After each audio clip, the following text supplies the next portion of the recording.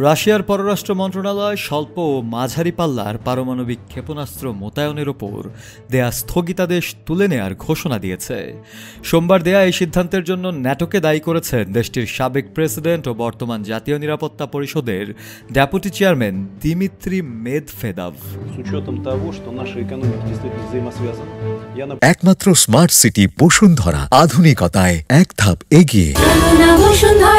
সামাজিক যোগাযোগ মাধ্যম এক্সে দেয়া এক পোস্টে মেদভেদেভ জানান, ক্ষেপণাস্ত্র মোতায়েন স্থগিতাদেশ প্রত্যাহারের সিদ্ধান্ত রাশিয়ার বিরুদ্ধে ন্যাটোর দেশগুলোর শত্রুতা এবং বিদ্বেষপূর্ণ নীতিরই প্রতিফলন।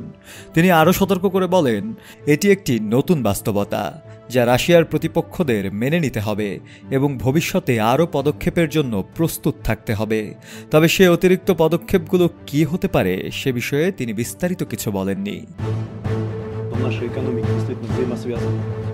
সম্প্রতি মেদভেদেবের সঙ্গে অনলাইনে বাকযুদ্ধের জেরে যুক্তরাষ্ট্রের প্রেসিডেন্ট ডোনাল্ড ট্রাম্প রাশিয়ার উপযুক্ত অঞ্চলে দুটি মার্কিন পারমাণবিক সাবমেরিন মোতায়েনের নির্দেশ দেন। এর আগে প্রেসিডেন্ট ভ্লাদিমির পুতিন এবং পররাষ্ট্রমন্ত্রী সের্গেই ল্যাভরভও ইঙ্গিত দিয়েছিলেন, যদি যুক্তরাষ্ট্র ও ন্যাটোর উস্কানিমূলক কর্মকাণ্ড চলতেই থাকে তবে রাশিয়ার পক্ষেও ক্ষেপণাস্ত্র মোতায়েনের বিধিনিষেধ তুলে নেওয়া ছাড়া আর কোনো বিকল্প থাকবে না।